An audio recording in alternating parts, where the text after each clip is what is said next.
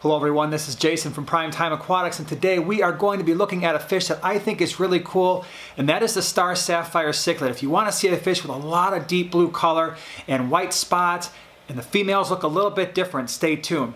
If you're new here, consider subscribing. We've got 60 fish tanks. We've always got something going on. We do a lot of species profiles. We bring science into the fish room. Hope you enjoyed the video. So this is a 40-gallon breeder that houses 3 male Star Sapphire Cichlids and 2 female Star Sapphire Cichlids. This is Placidochromis phenochilus Tanzania species. They are from the northern part of Lake Malawi near Tanzania. Now in Lake Malawi we have relatively hard water with a relatively high pH, so I will get into water parameters here in a moment. Now I want to say from the outset that these are fish that are going to be moving to a larger tank in the near future, because right now they're in a 40-gallon breeder and they get considerably larger than what they are right now. So they're going to be moving out of here. A 40-gallon breeder is not an appropriate size long-term for these fish.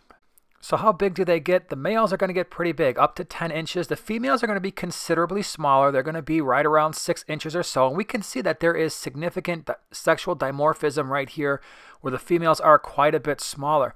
The other big thing that you're going to notice is the males look a lot different than the females. And so the males are blue with the white spots.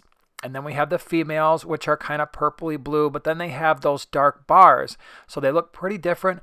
Usually you can start to see the differences somewhere around 3 to 4 inches. It is going to take some time for the males to get their spots. You have to be patient there, but it does happen eventually. Now, when it comes to their temperament, we can see here at one point we had 4 males and 2 females in this tank, and the ratio is not ideal. Usually you'd probably want to have that flipped if you're going to have a breeding group. They're not terribly aggressive, so I would say that their temperament is relatively peaceful for a cichlid, especially a larger African cichlid.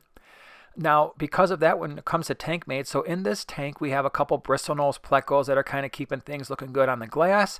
We also have some dwarf Petricola synodontis in here, but other types of fish, you could keep them with other types of peacocks, haps, as long as they're on the less aggressive side.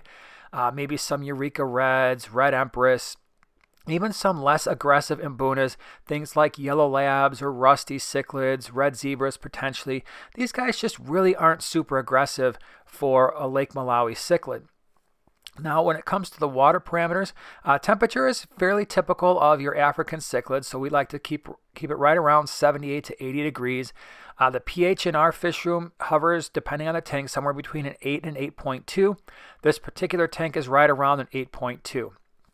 Water hardness in our fish room, the water that we have in the Chicagoland area is pretty high. The water hardness is pretty high, so we are somewhere around that 10 to 11 degrees hardness and somewhere around 180 parts per million on both our general hardness and our carbonate hardness.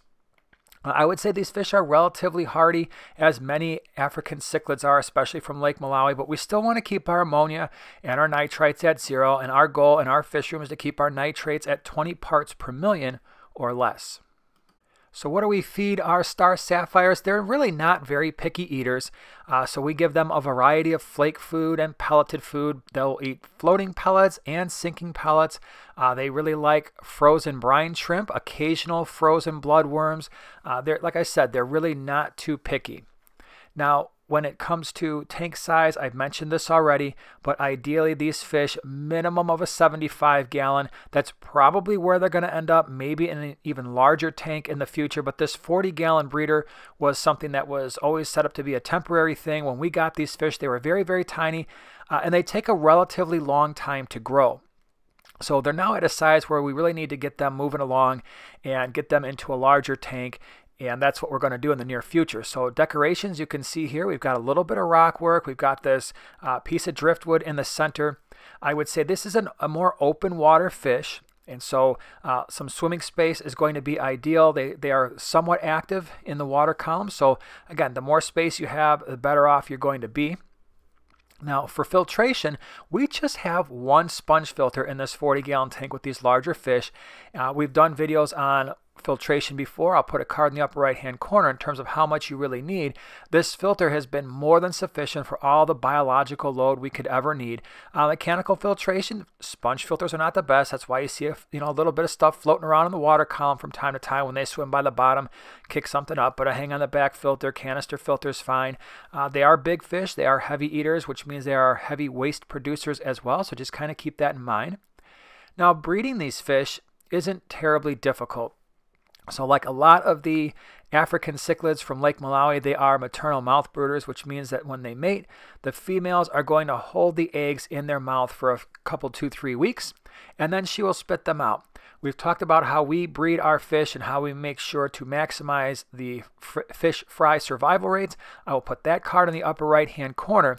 But basically what we're doing with the Star Sapphires is I generally remove the female from the tank and put her in a 10-gallon and let her spit the fry out. Now, I leave her in that tank for at least a couple weeks so she can start to eat again, gain some strength before I put her back in the main tank. That's worked out really well for us, and we get a high number of fry. Star Sapphires, at least ours, give us anywhere between 30 and 50 fry every time they spit out fry. So it's a pretty decent amount. The fry are going to look pretty much like the females do from the start. They're going to be bluish purple. They're going to have the dark stripes. And like I said, right around that 3 to 4 inch range, they're going to start, the males will start to show their spots, but it's going to take some patience. It's going to take a little bit of time for that to happen.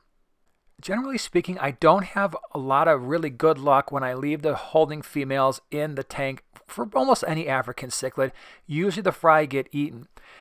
Caring for the fry is relatively easy. We start out most of our fry on live baby brine shrimp, and they take to that readily, and they switch over relatively quickly to crushed flake food and then finally graduate up to what the adults are eating.